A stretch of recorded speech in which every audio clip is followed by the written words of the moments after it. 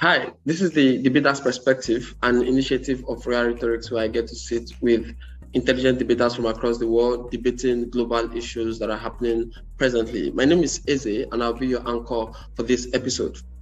On today's discussion, we will be analyzing the emergence of the new Prime Minister of Israel and the impact that this has on a variety of societal issues. But first of all, the preamble. For the first time in more than a decade, Israel has welcomed a new Prime Minister, Naftali Bennett, who was sworn in June after a new coalition unsettled longtime Israeli leader Benjamin Netanyahu. The newly elected Prime Minister was appointed by the Knesset, Israel's parliament, in a 60-59 vote, very slim margin, with one minister abstaining.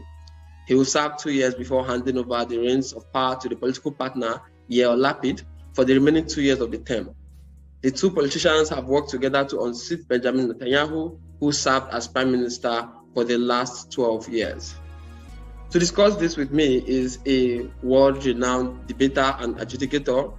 He finished up at the Korea 2021 World University Debating Championship as a judge at the EFL finals, and he has also been a top speaker at the EUDC and currently a PhD student at the Tel Aviv University. I'm talking of none other than AYAL HAYUT-MAN. Thank you very much, Ayal, for joining me today on the program. Thank you very much, Izzy. I'm happy to be here, and thank you for having me. Yes. Okay, so let's kick it off real quick. It took a coalition to sack Netanyahu, yet by a very small margin, 60-59. Is this perhaps a sign that the people on ground aren't really overwhelmingly in support of the new government? I think, first of all, just to give some context, I think it's important to understand how insane, in a way, this coalition government actually is, because it has basically, first of all, in terms of political agendas, it has parties from some of the more right-wing parties in Israel, like not the most, but I would say definitely right of Netanyahu, to Israel's left that has not actually been in coalition since, I think, at least 1999. So we're definitely talking about a very wide political spectrum. Also, this is the first time Israel has had a coalition government that has an Arab party within it, an Arab Muslim party that's actually even with a Muslim ideology, Islamist ideology within it. And on the one hand, you are correct that this is a thin coalition. On the other, it's also a demonstration that says while there is some lack of support, there is also a significant portion of the Israeli population and Israeli political forces that have definitely had enough of Netanyahu. And I think the really interesting thing there was a lot of the people in this coalition are people who intuitively should have been Netanyahu's coalition partners. And what happened was, partially at least, just on a personal level, no one in Israeli politics would trust Netanyahu anymore. There were too many tricks that he pulled on different members of his coalition, and too many people who were just not willing to play along with it anymore. And more, I think Bennett was Netanyahu's chief of staff for a period of time. Avigdor Lieberman, who is now the Minister of Treasury, was also Netanyahu's chief of staff. Gideon Saar was his number two within the Likud party. All these people are people that are naturally partners of Netanyahu, but all went against him within this to form this new coalition government. I'm not sure if that directly answers the question. I would say Netanyahu, I think, is generally a popular figure for many Israelis. I do think there are, you see that he is getting about 30 seats in parliament on a regular basis. The rest of his power comes from mostly in alliance with Israel's ultra-Orthodox parties, Jewish ultra-Orthodox that have joined with Likud almost no matter what under the present circumstances. However, that in itself does not amount to enough to form a government. He has tried 4 times, actually. There were 4 election cycles in which Netanyahu has repeatedly not been able to form a coalition. And it's also worth mentioning that part of the 59 that voted against this new government are an Arab party that actually definitely does not support Netanyahu, just on principle did not support this government either. Yeah. So talking about 4 elections, I think that happened in the space of 2 years. So would we say that regardless of how slim this coalition is, that it is good for political stability in Israel? Absolutely. I think the fact that Israel throughout the COVID crisis did not have a state budget. We are now in the process, finally, in about 2.5, maybe 3 years of approving a state budget for the first time. It's just been approved by the government a day or 2 days ago, and now going on to be approved by the parliament, by the Knesset.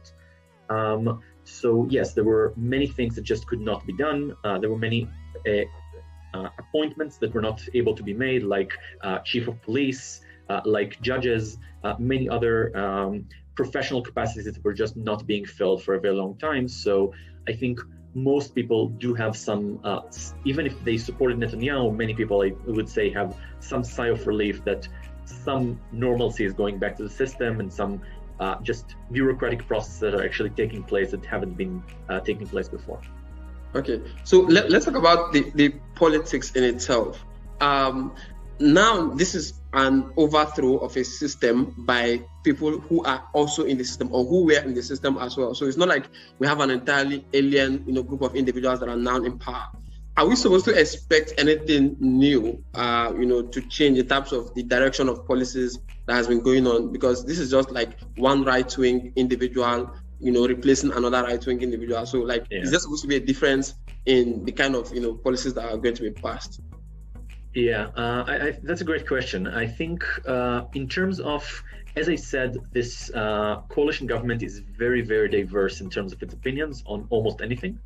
And one of the main compromises that were made along the way quite early on was basically they're sort of obligated not to touch very controversial issues. So because Bennett on the one hand and Lapid on the other hand have very different stances on, that's Bennett, who's the prime minister now. By the way, he's prime minister with 6 seats in parliament. That's the size of his party, which is, I think, quite unprecedented in Israeli history.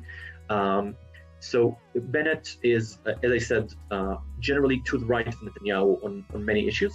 Lapid is considered much more center, even some consider center left. And there are other powers within the government, such as the Labour Party and Meretz, that are quite to the left as well. So there is generally a compromise saying they're not going to either do things like negotiate major peace agreements, evacuating settlements, and things like that. Also, they're not going to do things like annexation of territories and things that that are on the right-wing agenda either.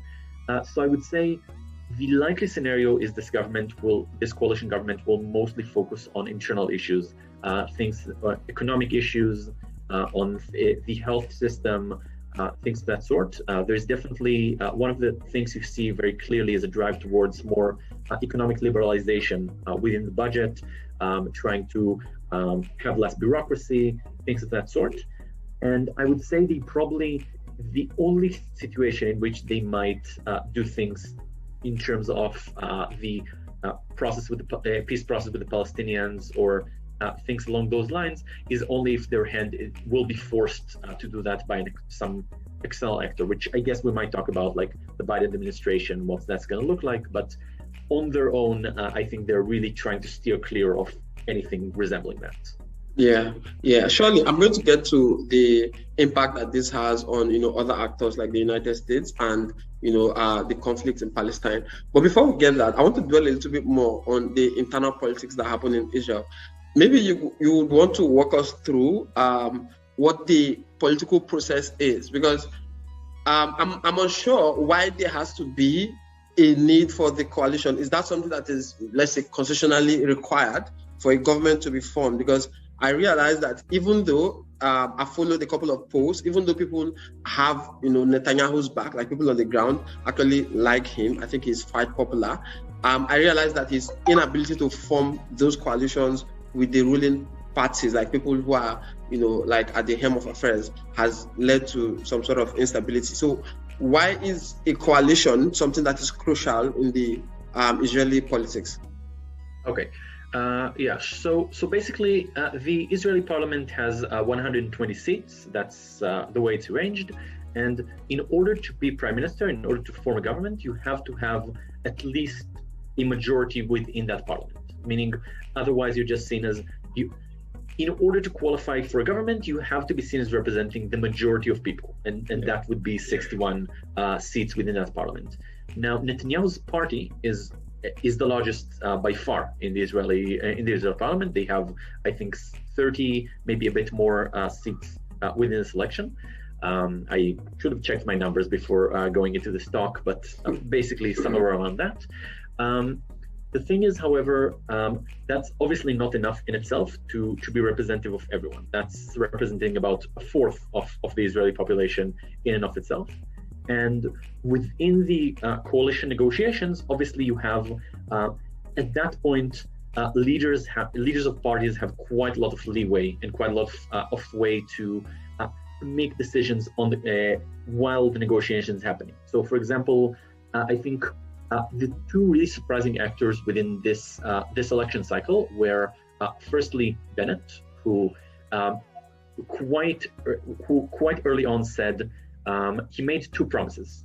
One promise was he said he would not make Lapid prime minister, and that was like he said, I will not make Yair Lapid prime minister, and he also said I will support a Netanyahu government if, and then he made one condition, if Netanyahu promises not to go with the Arab parties to a coalition government. If I will sign this obligation, if he signs an obligation not to go with the Arab parties. This was basically Bennett appealing to right-wing voters who were deliberating between voting for him and voting for Likud, on saying like Likud was attacking him throughout the campaign, saying Bennett is going to form a left-wing government.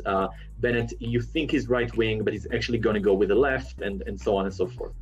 So Bennett made those statements in order to seem more credible to right-wing voters, but this did hold him to some responsibility or obligation later on.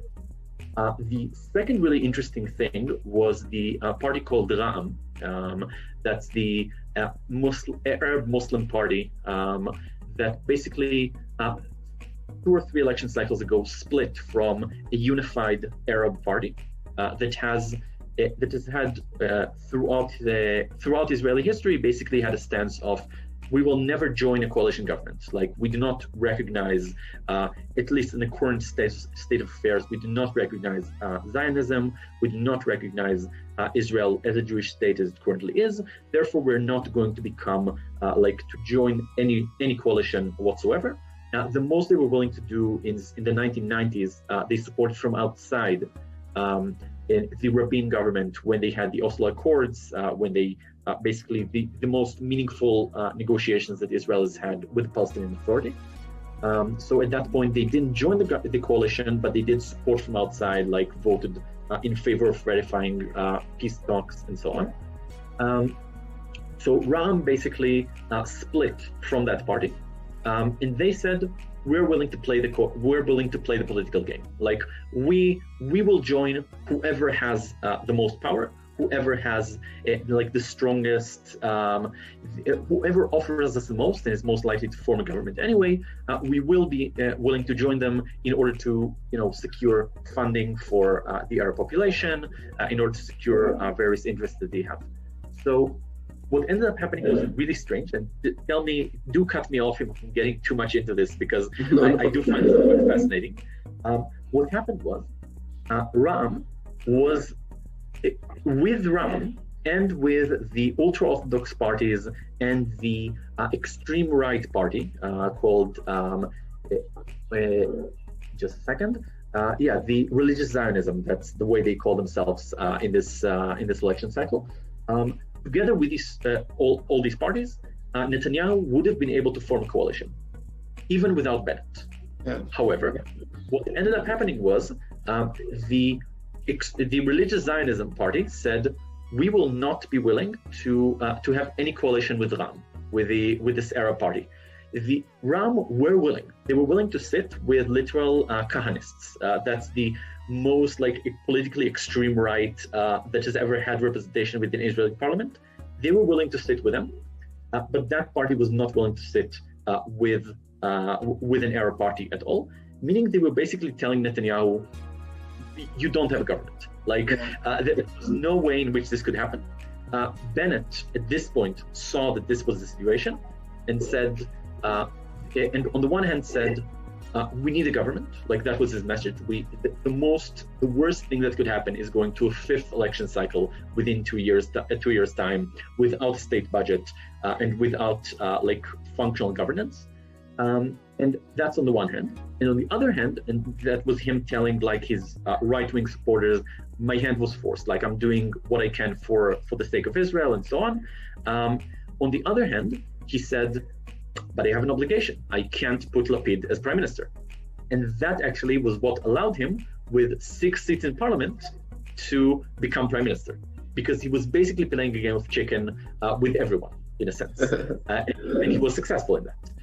In the sense that he actually got left-wing parties, an Arab party, to support him for becoming prime minister, the first in a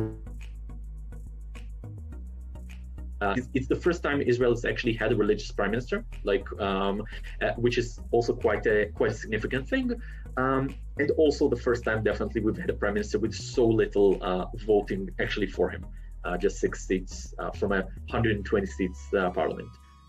So that's basically how we came to the situation of having this slightly strange coalition government. And as I said, we will have to wait and see what their policies will be on quite a range of issues. Yeah, thank you very much. I think that has been incredibly insightful. So I want to move away a little bit from Naftali and talk about his partner, Yair Lapid, because you mentioned him quite a couple of times. Give us an insight on the kind of person he is, because I do understand that he's going to have 2 years out of this government. What does that mean for the state? And what's his personality like? He has not been in the news. I think we've all been hearing about Ben Naftali. So who is Yair Lapid, and what kind of person is he ideologically, and how is that going to shape things in the next 2 years? Yeah. So first thing I would say is he will become prime minister assuming this government survives that long. Which, looking at the history of Israeli political stability, there is not an inconsiderable chance that this won't happen. Just looking at the numbers, and let's say, for example, now they have to approve the first budget. It's enough for 2 people from the coalition government to not support the budget, for the parliament to disperse, essentially. So there is a chance of that happening, and there are lots of internal frictions within that coalition. The one thing holding it together is everyone is more afraid of Netanyahu coming back than they care about all sorts of other stuff. So that's the glue holding it together. Will it hold it together for 2 more years until Lapid steps in? We'll have to wait and see. Having said that, in terms of Yair Lapid himself, I think actually the closest known political figure that I think resembles Lapid, or Lapid resembles, would be Justin Trudeau from Canada. Yeah. And many striking similarities, Lapid, in his past, first of all, his father was also a politician, he didn't make prime minister, but he was quite a well-known, well-established politician in the early 2000s. And Lapid was a journalist, he was a movie actor, he was basically sort of a small celebrity within Israel. And he used to write newspaper columns, things of that sort, being really, really, really, he's well-spoken, and he's generally good looking and charismatic, and doesn't say a lot. And I think that sums up a lot of what his character is like. He's sort of a barometer in the sense of he sees where the wind is blowing and says something along those lines. So that isn't necessarily all bad, in the sense that he can be quite easily a unifying figure, which I think may be quite important for Israeli politics at the present time. But unlikely also that this is the person who will make very radical decisions either way. In terms of his political agenda, I would personally probably put him at center-right. Like, he is definitely to the left of Netanyahu, but that obviously does not make him left. He has had some problematic statements regarding Israeli Arabs at times and collaboration with them. He is quite like, his general stance is quite heavily patriotic and emphasizing those sorts of things. Politically, like economically, I would say leaning liberal, but not extremely so. Again, center-right in that as well. And he has been pushing quite strongly. The agenda that's most associated with him, I think, in recent years was secularism and more of an opposition towards the ultra-Orthodox parties. Israel has, this is another anomaly in Israel. We don't actually have a separation of church and state, like marriages, funerals, many of the divorce all have to go through the rabbinate of Israel. And that creates a situation in which I would say about between 500,000 and 1 million people are not able to officially get married within Israel. Whether that's because they don't belong to any particular religion, or people whose Judaism is not being recognized and therefore are not able to marry, or LGBT individuals who obviously are not able to register as married either. We don't have public transportation on the weekends because that's the Sabbath, and that's not something that's allowed.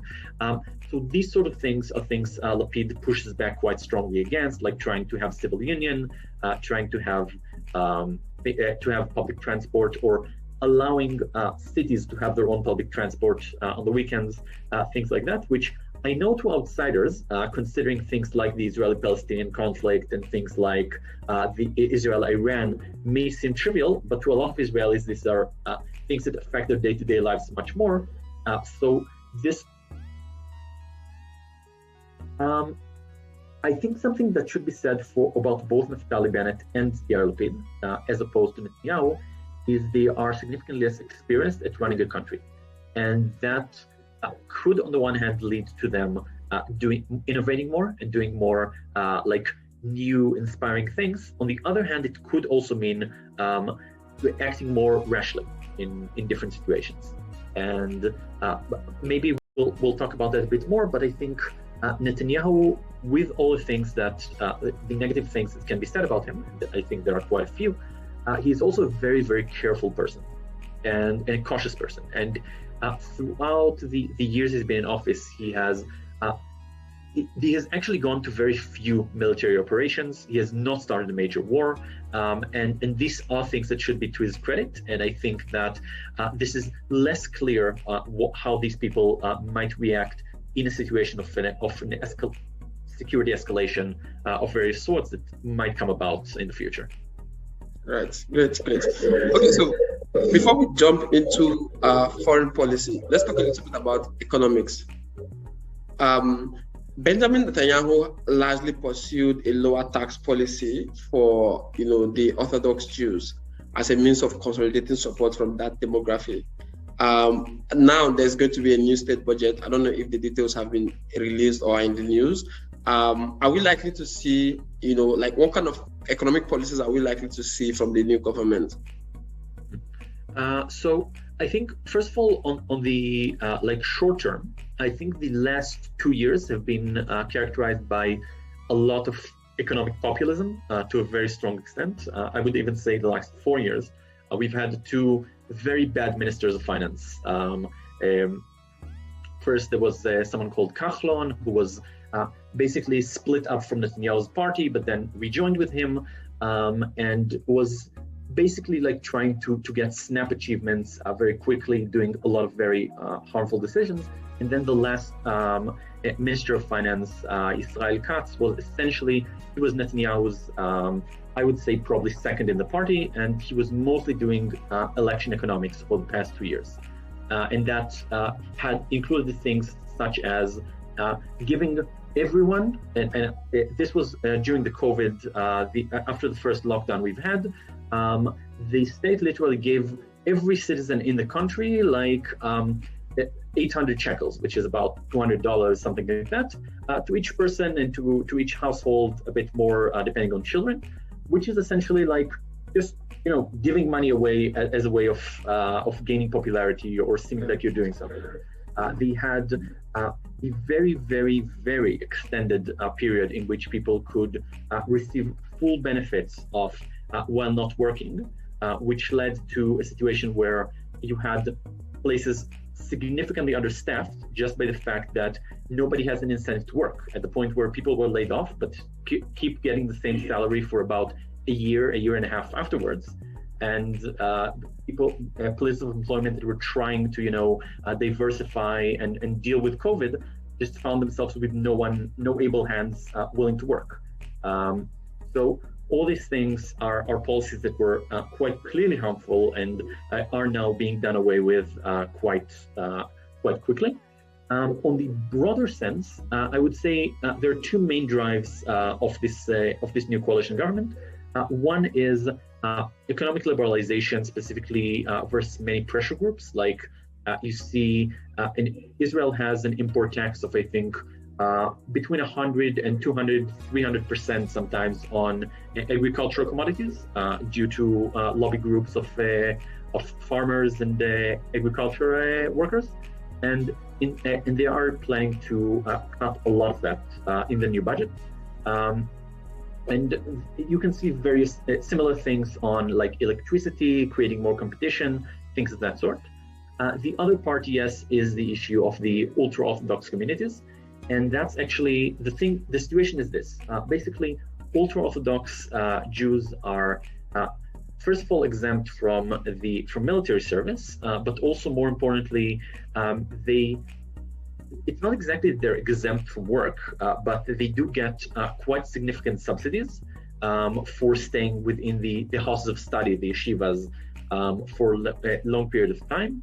And most of them, first of all, if they work, they lose many of those benefits. And also there's quite a strong norm that evolved within that community against working and for dedicating your life to study.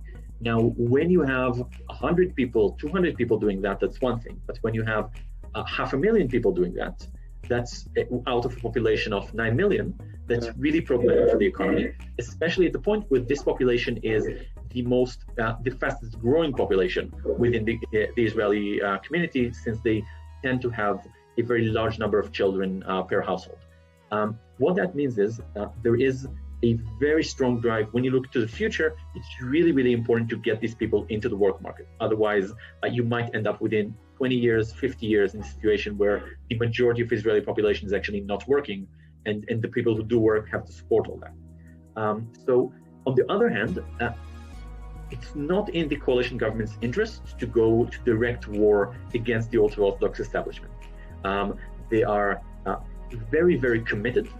They are able to launch demonstrations of hundreds of thousands of people if they so choose. And especially in COVID times, doing that would be even more disastrous to the government. So I think what generally seems to be the policy that's being pursued is things like creating all sorts of incentives for people to work, and also to supporting more and more education that will allow these people to work. Because right now in most ultra-Orthodox schools, they are not taught math, they are not taught English, and they are not taught like the basic things you need in order to later on pursue either an academic career or to just find a job in many offices and places of work. So one of the things they're pushing very strongly is towards creating basically a reform in ultra-Orthodox education.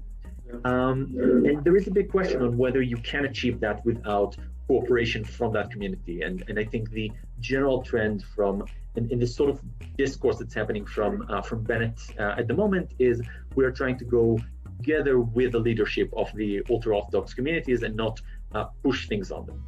On the other hand, there's quite a lot of distrust. There probably will be some painful cuts to some of their budgets.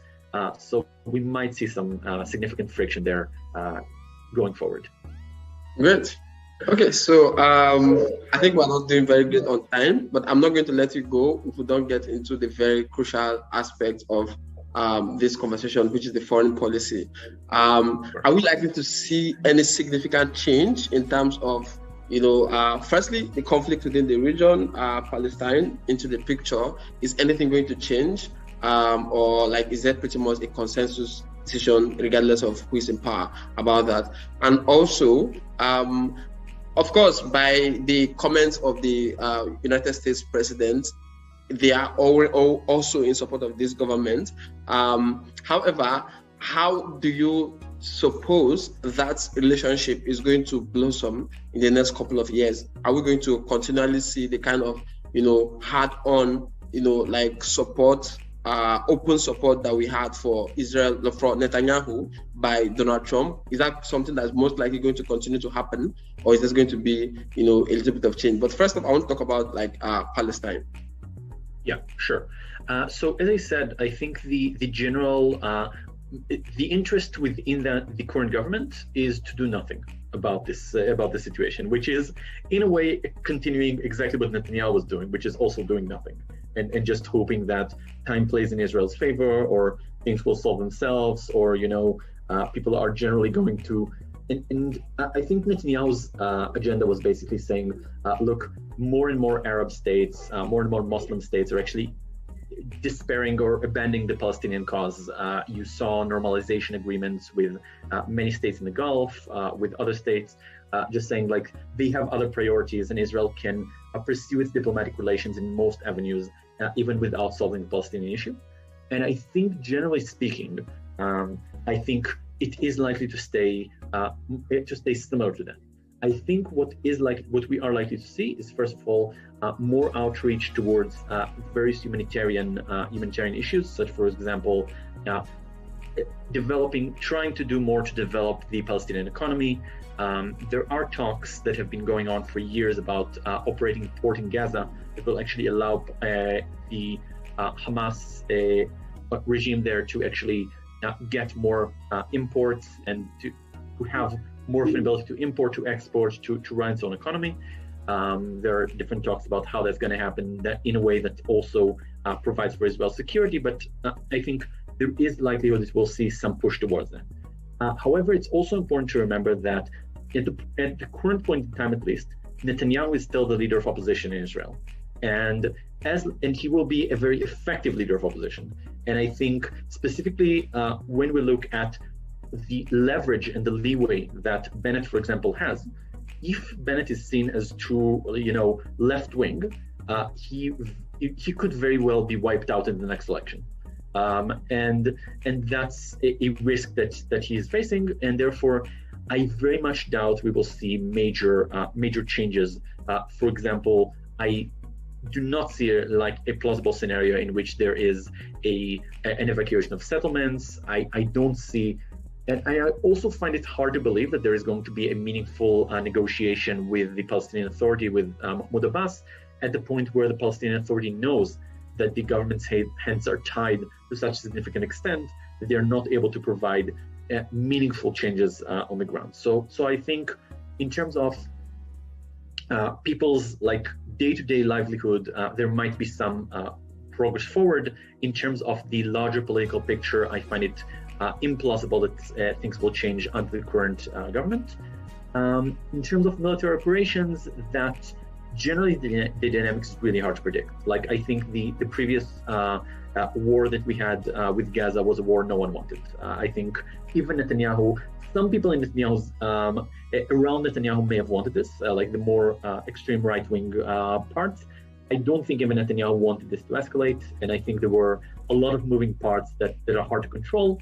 The one thing that I think we will see less of in this government is active attempts to flame up to flame up either in rhetoric or to create more hostility by doing very declarative things, like, for example, around Netanyahu in the Religious Zionism Party, you had a member of parliament that opened his office in the Sheikh Jarrah neighborhood in East Jerusalem in order to get more police presence there. Things of that sort, I find it very unlikely that this current government is going to do. But I also don't see them moving a lot forward on that. In terms then of, you asked the broader question about the US administration, its support to Israel and so on. So I think Trump was anomalous in many ways, but I think he was mostly anomalous in rhetoric. I don't think Trump was actually, if you ask like the Israeli security establishment and where actual relations have happened, I don't think Trump was actually gave much more support than the Obama administration did in that sense. I think he did many declarative things, like for example, opening an embassy in Jerusalem, things that made a big show. I think, at least from my perspective, and here I can't speak for anyone else, but I think from my perspective, many of the things Trump did were quite harmful to Israel in the long term, in the sense that he made Israel more of a partisan issue. And I think you see that when you look at the Democratic Party today, where more and more people and more supporters of the Democratic Party are actually associating Israel with the Republican Party and with Trump specifically. In terms of the relations with the current administration, I think, first of all, I think this government might find it might have an easier time dealing with the Biden administration than a Netanyahu government would have had. I think there was a lot of bad blood between Netanyahu and Biden that I don't think exists in this situation. Like Netanyahu was short of directly endorsing Trump in the election. He did almost anything to get Trump reelected, and I think that would have been a very problematic situation for Netanyahu to handle. And I think, in a sense, I think the current administration is better at speaking the language of the current Biden administration. Again, I don't think that there are going to be significant pressures from the Biden administration to go to a major renegotiation and attempt to found a Palestinian state in the near future. And part of that is, I also think that, ironically, the weakness of this coalition government, the fragility of it, gives quite a lot of strength to it in terms of withstanding outside pressure. In the sense that they can say, well, if we do this, our government will collapse because it's enough to have two crazy, and then Netanyahu comes back. And I think that's something the Biden administration wants to avoid as well. And therefore, I don't think pressures on this government might be as effective.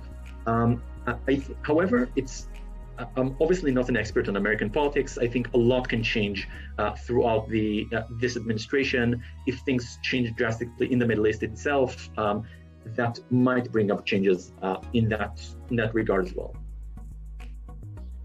Thank you very much. Super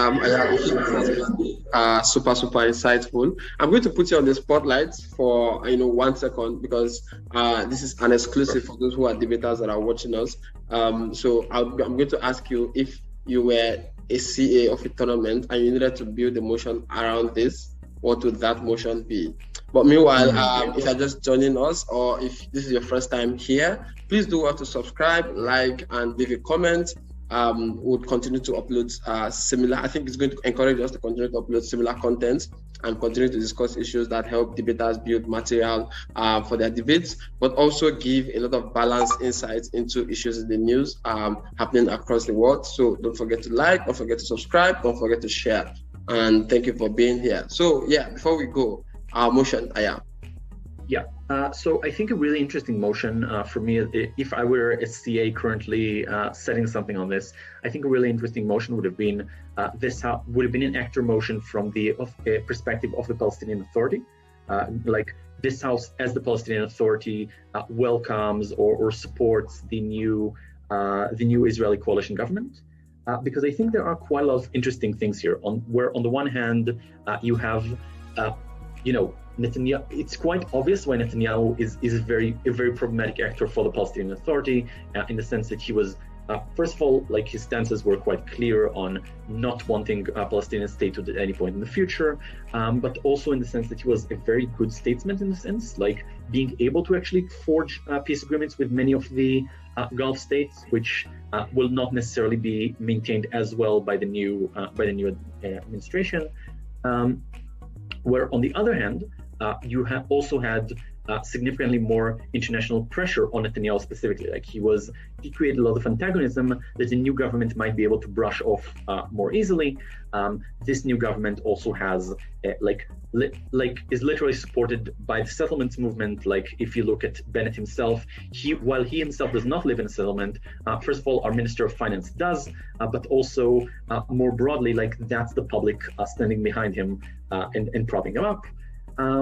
I think the issue of an Arab party in the Israeli coalition is also really interesting here, because in a sense, this is the breaking up of unified Palestinian identity into saying we are Israeli Palestinians, but we care about our interests more than we care about the interests of Palestinian diaspora or Palestinians in the West Bank and Gaza, and so on. So I think that would be, like, for me, a really interesting motion on how the Palestinian Authority either just what it views this as, or what it should do in response to this new coalition government.